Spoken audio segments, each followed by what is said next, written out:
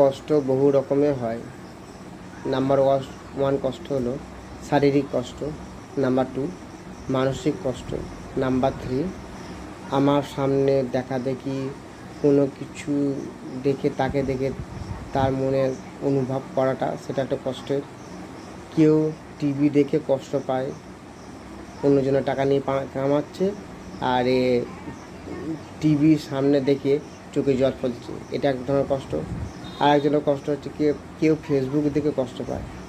অনেকে তারা ফেসবুকে ইনকাম করে ওই পোস্টটাকে ভাইরাল করে ওনারা টাকা কামিয়ে নিয়ে যাচ্ছে, আর আমরা সেটা দেখে আমরা অনুভব করে কষ্ট যন্ত্রণা পেয়ে হাও করে কাঁদছি। আর এক ধরনের কষ্ট যেটা হলো যে আমি দাঁড়িয়ে থাকতে থাকতে অন্যকে কষ্ট দেওয়া, মানে ইচ্ছাকৃতভাবে, স্বভাবকৃতভাবে। কিছু কিছু মানুষ এরম ধরনের আছে যারা এরম ধরনেরও কষ্ট দেয়, যে জেনে বুঝে কষ্ট দেওয়া কাউকে। আর এক ধরনের মানুষ আছে, তারা হচ্ছে গিয়ে মানে চুপি চুপি থাকবে, কিন্তু অন্যদের থেকে মানে লোক দ্বারা কষ্ট দেওয়া করাবে।